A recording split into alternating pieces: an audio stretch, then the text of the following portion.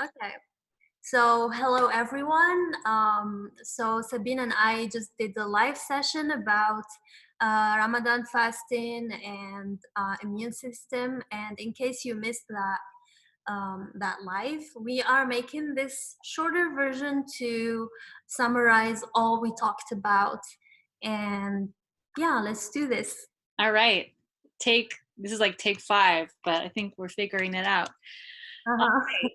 So yes, fasting and immunity. So Nesrine and I wanted to do this talk because um, for many of you, Ramadan is in a couple of days, and so that presents an opportunity for a 30-day, essentially intermittent fast, but it's a dry fast without water. So that's one of the defining characteristics of it. So we thought it would be a good time to talk about how to make the most of that and what fasting in general does to your body and how the Ramadan fast is unique in a few ways.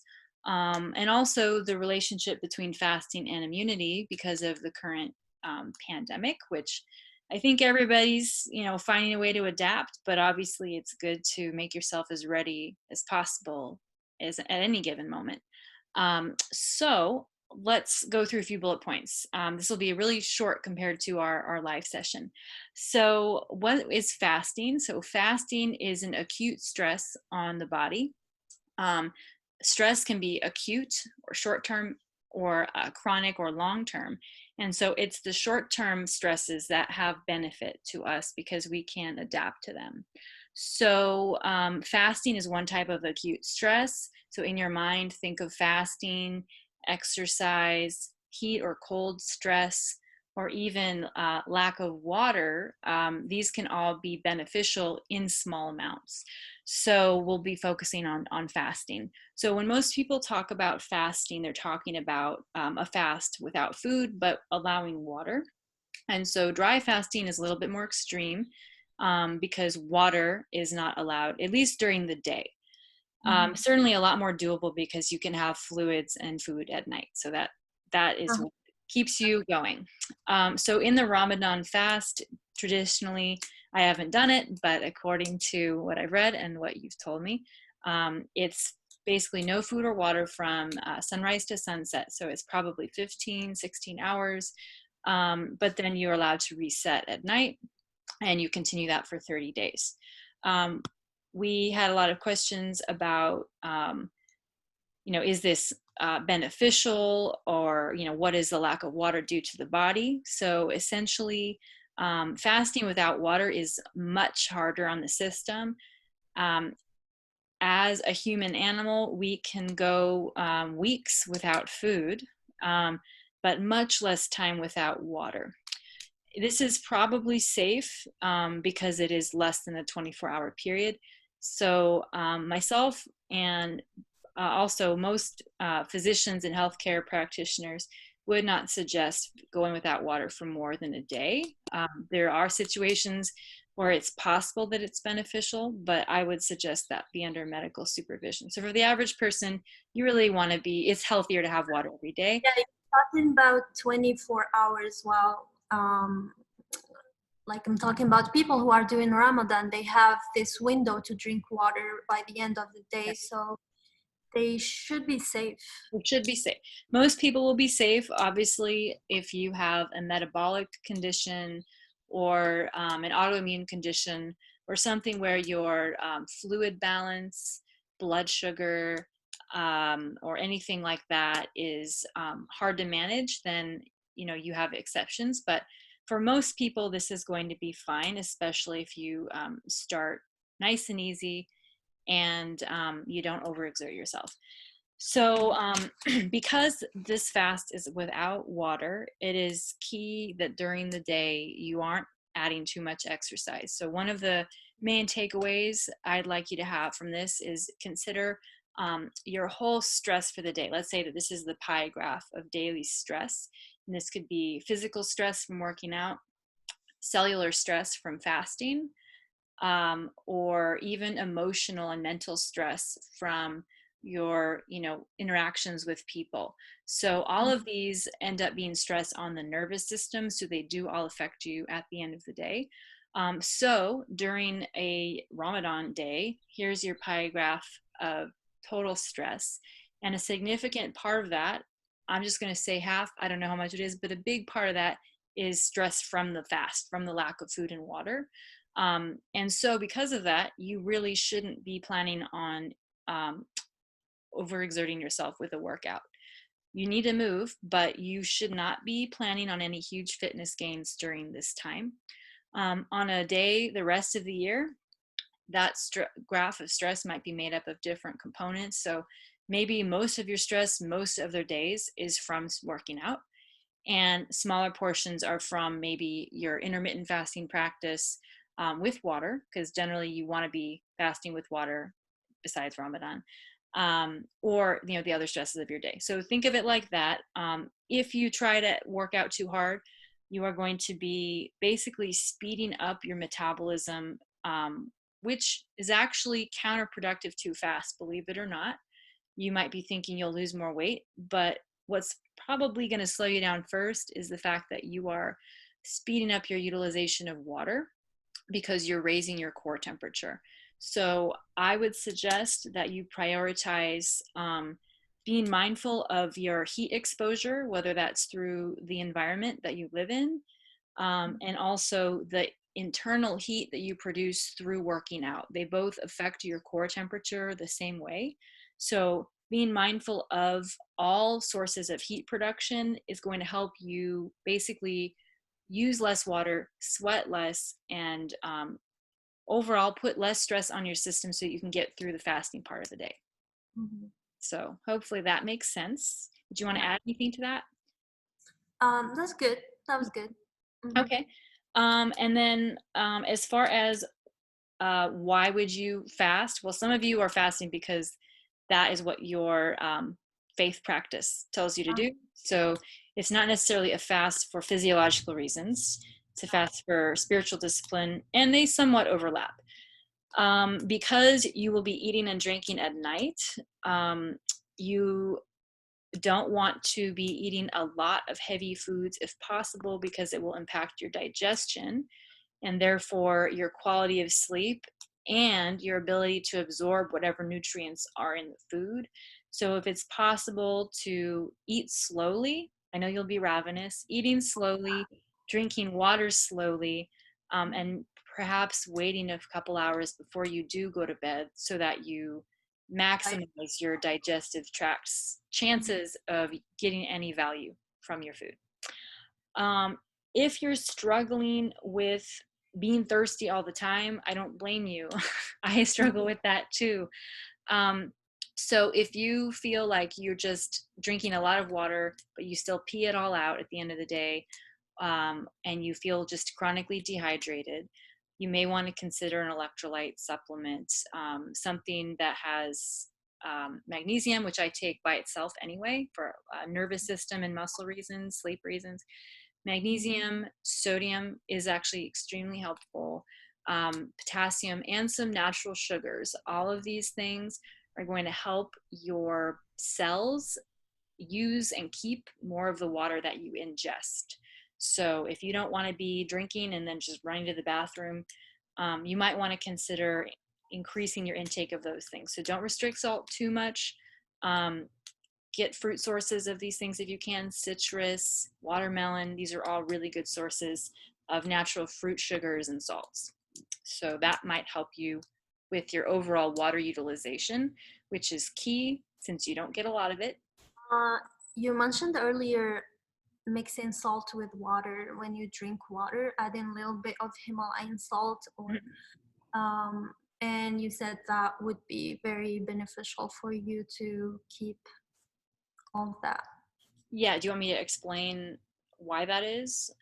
No, I Just just wanted to, yeah, to mention it because I like the idea of just adding some salt to your water, and anyone can do this if yeah, and another thing I forgot to mention is coconut water is a really, really good source of potassium and some Mhm. sodium. So if you want a really easy natural electrolyte solution, um, it's something that I would have during the day normally, but for you guys, it could be in the evenings. and it would be coconut water, either diluted or just coconut water. So that's giving you natural fructose right Mhm. away. And then you can add some extra sea salt or Himalayan salt if you want a little more sodium. And you can add some lemon, and that's going to add a lot of vitamin C, um, as well as actually, I think, more potassium. Um, and then as far as magnesium goes, there are some powders that you can buy that dissolve easily in water, or you can just take a capsule. But that is a really easy natural electrolyte drink you can make, and it's really delicious if you add fizzy water too. That Mhm. makes it like a treat. So that's a Yeah. fun way to keep yourself cellularly hydrated, and make it a little bit more pleasant while you're at it. So definitely suggest that. And basically, oh, the immune system connection, that was kind of the other main point. Okay. So fasting, particularly intermittent fasting, it will help to reduce your overall fat mass, which can be helpful. Not everybody does it to lose weight though. So the main reasons for health reasons would be uh, basically you're reducing the systemic amount of inflammation in your body. So when you're constantly eating, you are making yourself less sensitive to insulin. So right there, you're setting up yourself for diabetes if you're eating all the time. You need a break from food. It also frees up a lot of cellular resources for basically putting out fires or damage in other parts of the body. So whether you have Mhm. a physical injury or you have inflammation in the blood vessels, which actually almost everybody does, um, giving yourself a break from food is going to enable your body to fix those things so they don't become chronic problems. And if you think about it evolutionarily, it makes sense that we all have forebears that went days, maybe weeks without food, and possibly days without water. I'm not recommending the days without water part, but it is built into our DNA to be lacking certain things for a period of time. So it's just like a cellular tune-up. You can think of it like that. Mhm. Um, I think that's basically it. We did touch on, oh yes, immune cells. If you fast, particularly intermittent fasting, um, you will actually increase the production of new immune cells. So that is one of the main reasons why it's helpful. Fasting can also be really helpful for autoimmune conditions where you have either a suppressed immune system, not enough immune white blood cells, or you have too many. So both of those situations are bad. So taking a break from eating all the time can actually help you regenerate the production of immune cells, but not necessarily in one direction or the other. You'll be a little bit more in the middle. So that's definitely helpful for long-term health. Um, we did talk a little bit about strength training. So this is sort of the opposite situation. I don't suggest that people try to start strength training and gaining muscle during Ramadan because it's very counterproductive. Like I said, you already have the fasting stress. So during times where you're not fasting, if you want to gain muscle, you will actually need to eat an excess of calories. So I suggest you go to a website like MyFitnessPal or another one that has a good calculator where you can estimate how many calories you burn per day based on your size. You want to find out your basal rate, which is basically how much you're going to burn on a day without exercise, and then consider how many additional calories you'll be burning through your activity. Just a quick example, I think it's 59 kilograms. I don't use kilograms very often. And Uh-huh. I, if I'm just like today, if I just don't work out, I'm going to. But if I didn't, I would be burning around 1,400 calories. And I'm pretty fit. So it's possible you could weigh the same amount and burn fewer. But within 100 calories, it's going to be around there. If I train, I'm going to be burning, 300, 400, maybe even 700 calories, depending on the intensity and the duration. So Mhm. if you're gaining muscle, you want to actually eat more. So calories is number one, get enough calories. You want carb, protein, and fat because you need all three macronutrients. Certainly protein is number one because that's what directly affects muscle synthesis. If you are plant-based or vegan and you want to try to gain muscle with minimal animal protein, you can do it. The reason why gaining muscle is easier with animal protein is that it's a complete protein. So it has all 20 amino acids, including all the essential, I think there are 9 essential amino acids, which our bodies cannot make. We have to eat them. Mhm. So that's why it's a little bit more mindless to just, have some meat or eggs, and you'll be getting all those. There's trade-offs, right? You'll have more inflammation potentially, but easier muscle growth. So if you want to strike a balance between the growth and then longevity, you probably want to do it with mostly plant sources. So you want to have a variety of plant sources because then you will get different amino acids with each plant. So let's say you lift weights and you're like thinking, oh, I need all of my 20 amino acids. Don't worry, you don't need all of them right away. You need some calories right away, but you just need to make sure that you get all 20 amino acids within around 24 hours because muscle synthesis happens around that amount of time. So not immediately, need some calories, but as long as you eat some more complex foods at dinner, you should be fine. Um, Mhm. if you want to eat the foods that have plant foods that have the best ratio of amino acids, lysine is the amino acid you really want to pay attention to. Lysine is one of the essential amino acids that is directly involved with muscle protein synthesis. So I think I said, did I say lysine? I think I meant Loose. leucine. Yeah, so they all are very similar sounding. Mhm. So leucine, Leucine, and this one you can find in fairly high amounts in peanuts, soy, peas, lentils, chickpeas, pumpkin seeds, sunflower seeds. Those are all plant sources that are relatively high. So check for those. If you're buying a plant-based protein powder, make sure they're in there, and you should be covered. Um, so hopefully that makes sense.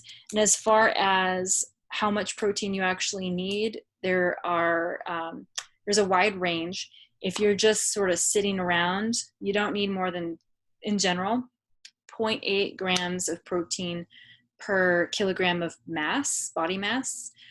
If you are training, you're going to need anywhere from 1.2 to up to 2 grams per kilogram. You probably will be somewhere in the middle if you're sort of a beginner or intermediate in strength training. I don't think you'll need 2 grams unless you're like really into it and that's your thing and you're lifting really heavy.